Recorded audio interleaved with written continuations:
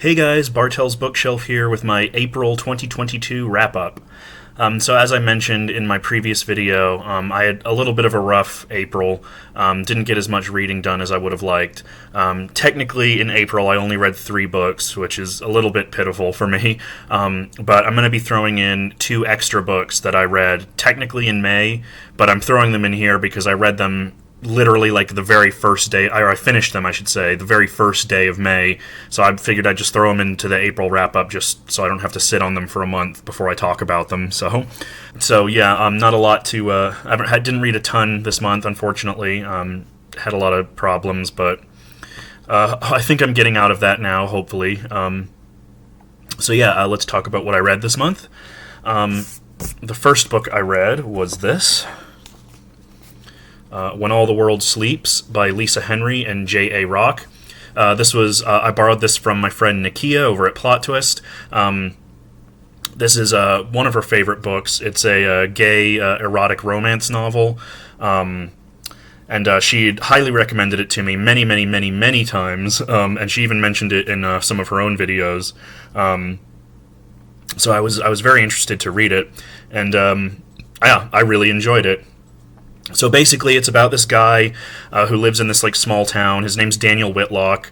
He's pretty much like one of the few sort of out gay men in this town, and he has this this disorder where he sleepwalks and basically like does things while he's asleep that he doesn't realize what he's doing. You know, he'll like carry on conversations with people. He'll like walk around, go places. He'll even have sex with people or try to seduce people.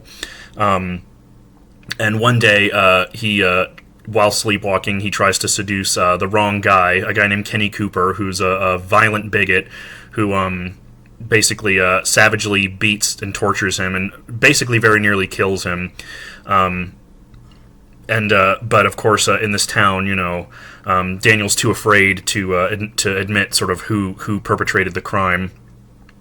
But then he goes to bed one night and he sleepwalks again. And during his time sleepwalking, he actually sets fire to Kenny Cooper's house and kills him.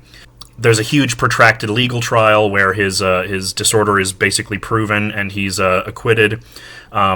But he's basically become a pariah in this town. Everybody's convinced that he's just a murderer who got off scot-free. And as if, you know, sort of being a gay man in this town in a small southern town wasn't bad enough. You know, now he has to deal with being considered a murderer. And he ends up using various techniques to sort of keep himself from doing anything terrible. He chains himself up at night.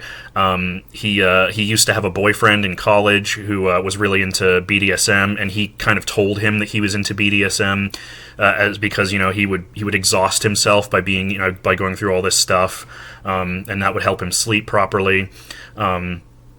But it's a miserable life. He's a very sad, guilt-ridden guy, very lonely, basically no friends.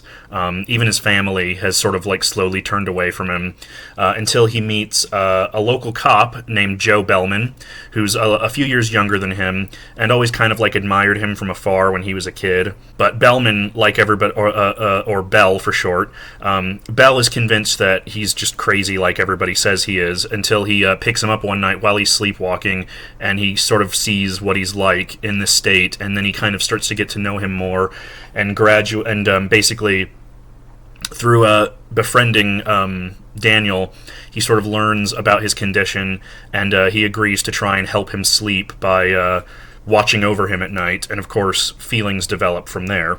So yeah, that's the very basic plot. It sounds it's kind of a simplistic romance plot, I suppose. Although the sleepwalking and the unintentional murder was really what intrigued me.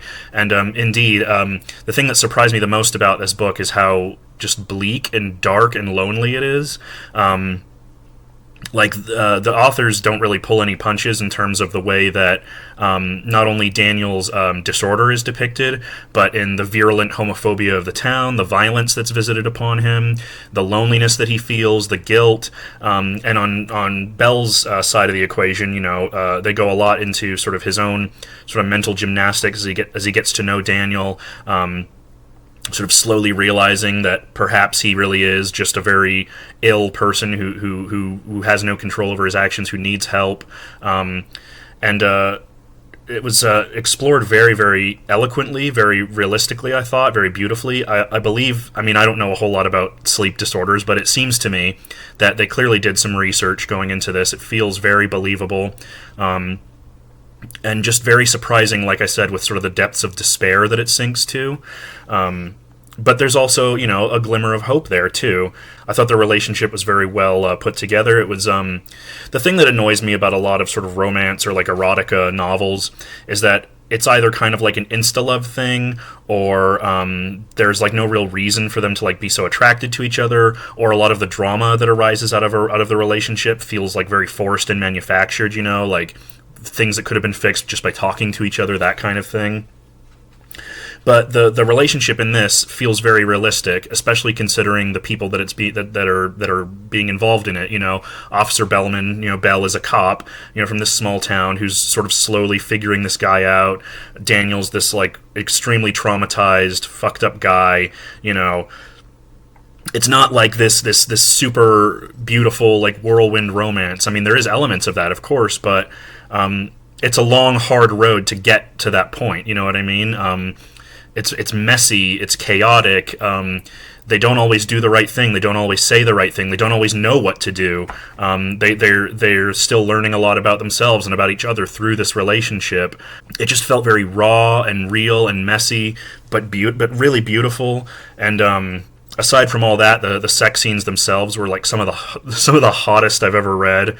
Obviously it deals a lot with sort of light BDSM, and some of the things that it touches on in terms of like power and control and voyeurism and stuff. It was just really, really sexy. But it's also tied into the story as well, which I really liked. How they sort of like draw each other out of their shells through this sexual sort of experimentation with each other. Yeah, I really, really liked it. My only thing, and this is really kind of a minor quibble, but the thing that sort of it's always hard for me when romance, I mean, I know it's a romance novel, and they always usually end with, like, pretty happy endings and all that. In this case, it felt a little bit too pat to me. I felt like it wrapped up a little bit too easily. I mean, of course, there's still a lot of things left unsaid, left out in the open that aren't totally solved by the end of the book. But based on sort of the level of darkness and trauma and the places that this book goes, I just felt like it resolved itself a little bit too quickly, a little bit too easily for me. But again, I mean, that's one small ending out of this, 400 almost page book. I just thought it was really, really well done, really sad, really beautiful, surprisingly mature, and like it doesn't pull any punches. It just felt very real to me, and I liked that about it. And it made the relationship all that more satisfying because it felt like they had sort of earned it in a way. So yeah. I think so far, out of all of the sort of romance or like erotica novels I've read, this is probably one of the best. I definitely see why Nakia likes it so much, and yeah, it's just beautiful. So if you're into sort of very dark romance, I mean dark, like the levels that it goes to emotionally, and the things that it deals with. I mean, if you can't tell from the plot synopsis I gave you, trigger warnings abound. It's not pleasant, any of it. It goes to some very, very dark places, but it's just so well done, and I really, really liked it. So yeah, that's When All the World Sleeps. The next book I got from the library, so I don't have it to show you right now, but next, in April, I read The Bell Jar by Sylvia Plath. And, of course, this is a very famous novel written by a very famous female poet, published in 1962, I believe, 63, somewhere around there. And I had read this before in high school when I was like 15, and I really, really liked it, but I didn't remember a whole lot about it. And as I said, I was kind of, in a very dark place recently. So, like, it sounds weird, but, like, reading about people in kind of similar situations to me sort of, I find almost comforting in a way, because it's that feeling of being seen, of being recognized, and of kind of having something put into words in a way that makes you go, oh, yes, that's it, So it might seem kind of, like, oxymoronic to read about, like, sad things when I'm sad, but I find it therapeutic in a way. But so I was just in the mood to read it again, and I just ran across it at the library, and like I said, I was going through all these things, and I was just like, you know what, like, I'm in the mood to, like, kind of destroy myself again. And yeah, it was great. Obviously, reading it at 15 and reading it at 30 was a very different experience. But so the Bell Jar is about a girl named Esther Greenwood. She's a young woman in her early 20s, going to college. Or sorry, she's 19 at the beginning of the book. She's going to college. She's sort of a little bit of like not a wonder kind, but she was like a very good student. She came from like a small town, from kind of a poor family, so there was a lot of kind of pressure put on her to perform well.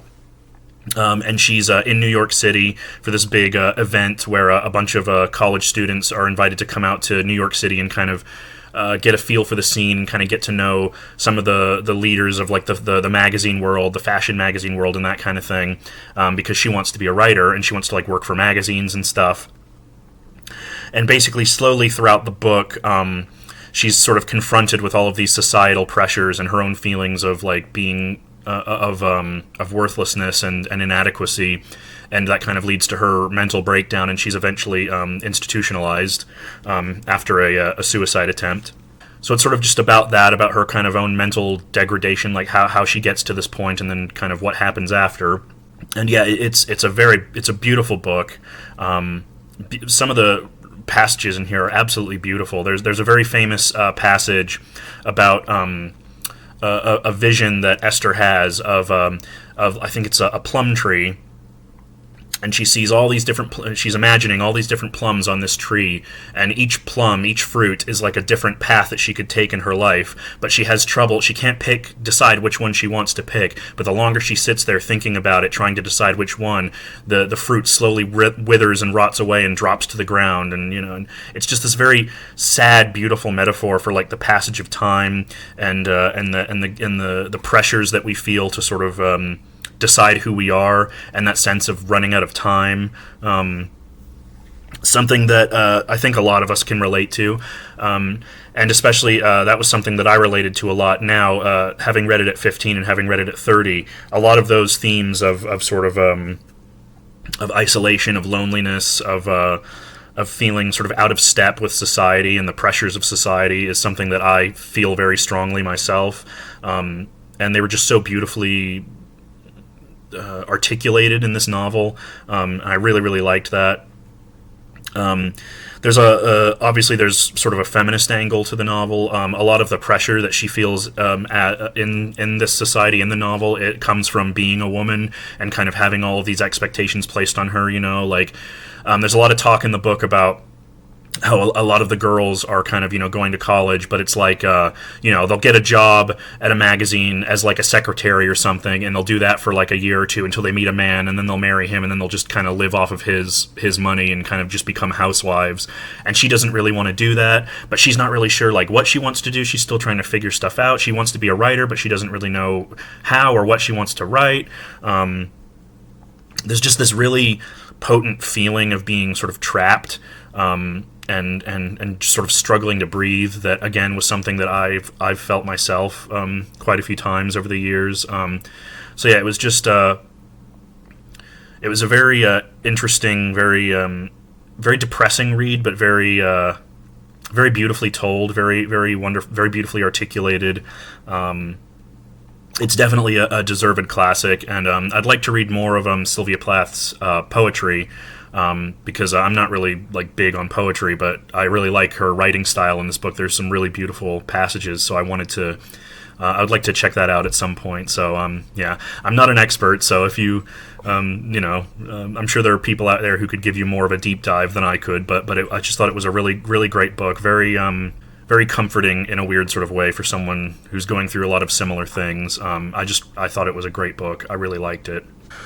Next, I read Red Rain by R.L. Stine. This was a buddy read with someone on Ghost in the Pages on Criminali's Discord server. I bought this on a recent book trip at the end of March in Reno, and she just told me that hey, like I have that book too. Do you want to buddy read it? And so we did. And I was very curious about it because I know R.L. Stine. I think he's written 2 novels for adults. One of them was Superstitious, which was published in the 90s, and this was published in 2012, which is like after all of his fans had kind of grown up and stuff. And he said in interviews and stuff that he kind of wrote this for them. And yeah, it was very interesting. I would not call it good, but it was interesting. So basically, it's about this travel writer named Leah Sutter, who goes to this mysterious island off of the South Carolina coast. That was in the 1930s. It was hit by this huge hurricane that like devastated everything. But it was said there's stories told on this island about people who were brought back to life after they were killed by the hurricane, and then helped rebuild the town.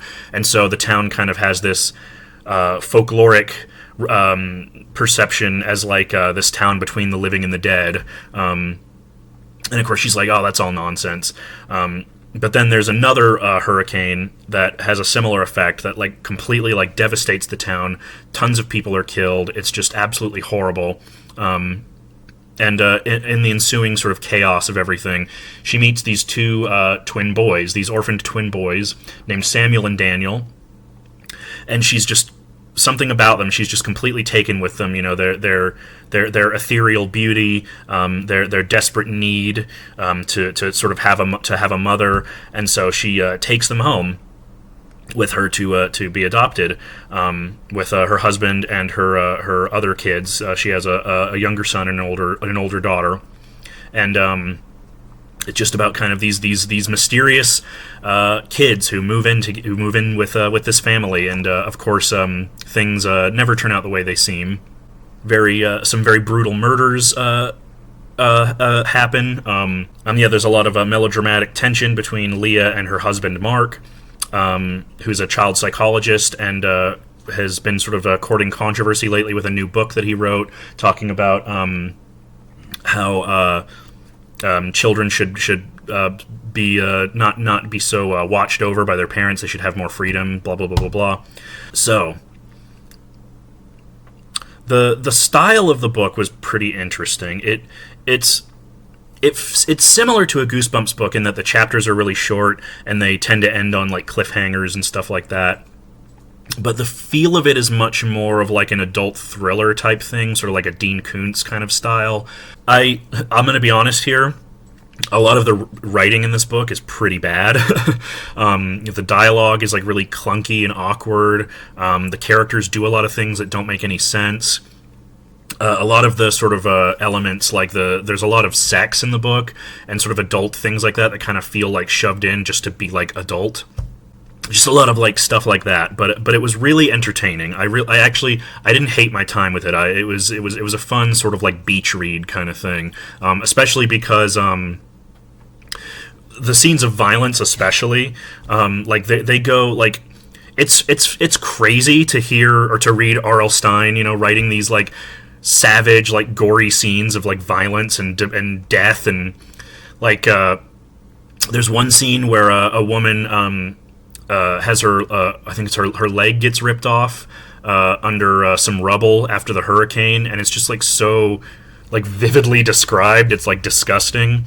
There's another scene where someone gets literally like cut, their stomach cut open and their guts fall out, and he's just like, you can almost feel Stine almost like luxuriating and like savoring and like being able to kind of let go and like just run wild and do all these crazy things. It's not great in terms of like plot or anything. There's a lot of like, there's a whole thing where her husband like has an affair with his secretary, and it's like I've seen that a million times before, and it's just very, the only reason it's there is just to add more drama to the story. And to be honest, like hearing Stine like write about sex is like just really unnerving for some reason. Like, you know, like, because this is R.L. Stine, you know, this is the Goosebumps guy, and here he is talking about like these really explicit sex scenes, and it's just weird. And like, I don't know, I kind of like skimmed a lot of those parts just because it was like, all right, I get the point, you know. It's like it's fucking, it's, you know, tits and violence, you know.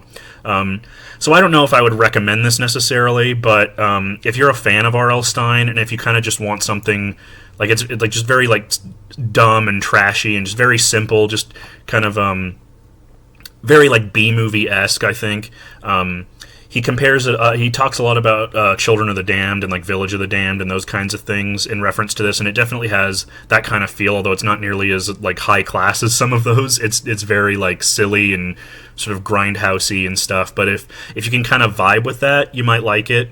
And there is some like I said, there is some vividly described scenes of like gore and violence that are pretty entertaining.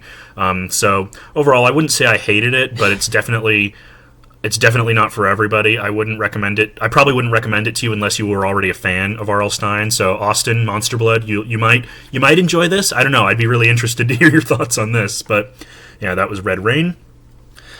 So those were all of the books that I technically read in April, but like I said, I'm adding these last two because I finished them right at the beginning of May, like literally like the 1st or 2nd of May. I just finished them, and I don't want to be sitting on them for a month, and just talk about them again at the end of the month, so I'll slip them in here. The first was Watership Down by Richard Adams. This was Ollie's pick for the what is it called? Birth year book group read thing. I can't remember what he called it. I'll have to look it up. But we're all reading like different books recommended to him through various tag videos that people made based on his birth year book tag videos, where he made a big list, and we're all kind of just like reading random books from that list from people's various sort of birth years. And this was the first one. So a lot of people, including Ollie, really didn't like this book, and I admit I struggled with it for a really long time because it's a very big, thick book. It's over almost 500 pages, pretty small text. But I had seen the movie several times many years ago when I was in high school, and I really liked the movie, and so I thought I would get into the book. And obviously, it's about a bunch of rabbits who leave their warren after one of them has an apocalyptic vision, and they end up going on this big odyssey to find a new home. And I will admit, like for certain, especially in the first half, and when it got to the middle, I really struggled with certain parts of this. I don't think it's perfect. Oh, I should say, I also buddy read this with Nakia and Laura. It just kind of turned out that way because both Juan and Ollie actually picked this for their various reading groups, actually. So, and this is actually one of Nakia's favorite books. She loves the book. She's read it multiple times. She's seen the movie. She's seen the TV show, the miniseries. It's like she loves this book. And so it just kind of like worked out that we all just ended up reading it at the same time. And I admit, like I struggled with it at first. It's very slow. The writing is very prosaic. There's lots of like ruminations on like nature and stuff like that, which for someone like me who spends all their time inside was like a little bit tough to get through. And a lot of the individual rabbits are kind of like bland and not really like easy to distinguish from each other. I got like really frustrated with it when I was about a third of the way through, and for a while I DNF'd it, or I was going to DNF it. But I was also in a really bad mood when I did that, and I was like, I'm not really being fair. So I went back to it and I finished it, and I'm actually really glad I did because I really enjoyed it, especially the latter half of the book really picked up. So it kind of has the vibe of like an epic myth, like the Odyssey or something like that. And the writing is sort of the main selling point, I would say, of based on that. It's very epic, very mythical, very verbose, and very, very beautiful. The Rabbit Society I thought was really interesting. The way that he sort of invents their own language, their own myths and folk tales. They have these stories of El-Arai Ra, who's the prince with 1,000 enemies, who's sort of like their rabbit, like trickster god. And there's several of his stories are told in the book. And that was one of the things I actually really liked about it, was that sort of mythological feeling and that sense of like stories within stories within stories. It reminded me a lot of the Arabian Nights in that regard, and again of the Odyssey. With sort of like it's like one big adventure with lots of little adventures kind of in between. And especially, like I said, the latter half of the book really picked up, where they find this warren named called Ephrafa that's run by this dictator named General Woundwort, and there's this huge like adventurous sequence to sort of rescue some of the does from Ephrafa and kind of take down General Woundwort. I don't want to spoil any of it, but all of that stuff was really, really, really, really good, really exciting. And just really tense and cool, and I really, really, really surprisingly enjoyed the last half. and especially the ending. I really loved the ending. It's bittersweet, I would say. Like, it's sad, but in like sort of a sense of like the end of an age kind of way. There's this sense of like this great tale that's been unfolded before you that's finally coming to an end, and it's this kind of like, I just really enjoyed that about it. And there's some beautiful, beautiful writing in this. There's a great story about the Black Rabbit of Inlay, which is sort of like their version of death. And his story, there's a story told about him in this book that is so creepy and full of like menace, but it's like so beautiful too. I don't really know how to put it into words. I just thought it was a really interesting book. I'm really glad I read it. I'm really glad I didn't DNF it, because I really did enjoy the latter half. I do think the movie did a better job of kind of streamlining the story and making it a little bit more immediate and kind of less, it really improved like the pacing, I thought. But I think the book definitely does work on its own merits, especially if you like this kind of stuff, if you like the sort of animal fable type stuff, mythology, if you really like sort of adventure stories like the Odyssey and stuff like that. If you can vibe with it, I think you'll really enjoy it, and I did once I kind of like caught onto its wavelength. I also think the thing about it that a lot of people were sort of expecting and didn't get, because a lot of us were coming to this book from the movie, and the movie's very, very violent, very graphic, very bloody, very horrific, which is why it's stuck in a lot of people's memories over the years. But the violence in the book, it is there, but it's very detached, and it's not very detailed and focused on. It's not necessarily like the central premise of the book. So if you go into this like as a fan of the movie expecting like all these gory scenes of like rabbits being slaughtered, you're not really going to get that. So I will say, like, if you are expecting that, manage your expectations. But like I said, if you can vibe with it, which I did, I think you'll really, really enjoy it. So yeah, that's Watership Down. And this is actually an old copy of Nikia's. She gave it to me because she had so many, and yeah, it's very well loved. So yeah, I really enjoyed it. So there you go. And the final book I read was The Sorrows of Young Werther by Johann Wolfgang von Goethe. I'm probably mispronouncing that. I'm sorry. Juan from Plagued by Visions talked about this in one of his older videos after he had kind of gone through a similar sort of mental health thing. And I had been sort of wanting to, as I mentioned with the Bell Jar, I'd been kind of wanting to read some of that stuff for myself, and this is a sort of a classic romantic psychological novel from 1774 that was a huge influence on the world of literature. So this is a very, very short novel. It's only about 150 pages about the titular Werther, who's a young German artist who's he feels things very strongly. He's very romantic, very emotional. And he falls in love with this woman named Charlotte, who is betrothed to another man named Albert. Or Albert, I don't know. It's basically about his sort of unrequited love for her and sort of the depths, the emotional depths that he sinks to, the sorrows that he sinks to because of this unrequited love, because of this thing that he can't have. But it's not just about that either. It's also just kind of about his struggle to create, to create art, about his capacity for emotion and how that's both a blessing and a curse. It's just surprisingly readable and very very emotional for such an old book. And one of the things that I thought was one of the things that appealed to me about it was, of course, the sense of anguish that was depicted in it, of just the just all-encompassing sadness that Werther feels.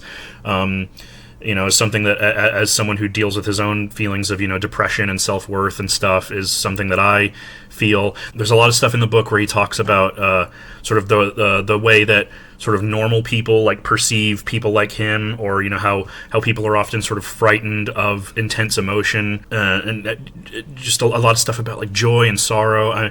I can't explain it very well, but it was just a very interesting book, very moving. It's presented as a series of letters from Werther to a friend, but we only see Werther's letters. We don't see his friend's letters, so we don't really know kind of the full extent of the conversation. But what's interesting about it is sort of like gleaning kind of what's been said in the letters based on how Werther responds to them. And one of the other things that I thought was really interesting was how Goethe contrasts sort of the very romanticized, very poetic language of Werther with kind of the reality of the situation.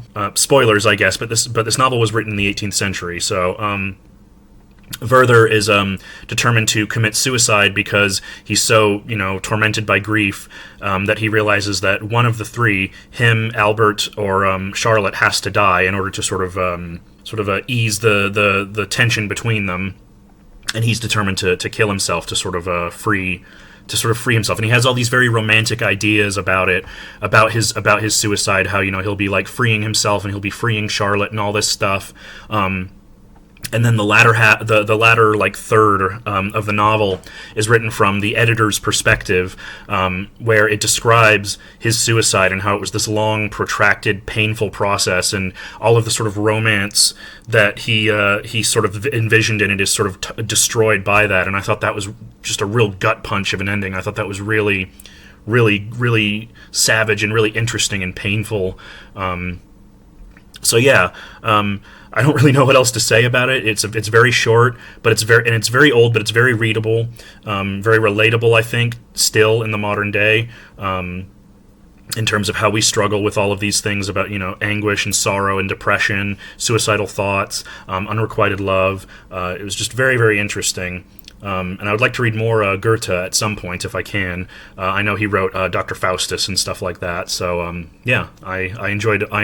Maybe enjoyed isn't the right word, but you know what I mean when I say that. It was a good read. I'm glad I read it. There you go. That was everything that I read in the month of April and a little bit of May. I hope you guys enjoyed. Have you read any of these? Did you like them? Did you not like them? Let's talk about them. Let's talk books. Books are amazing. So yeah, and I will see you guys later. I'm hoping to either do some reviews or maybe do a few tag videos. We'll see. We'll see whenever it comes out. But until then, I hope you guys enjoyed the video. I hope you guys have a good day or night or wherever you are. I hope you have a good time. And yeah, I'll see you guys later. Bye.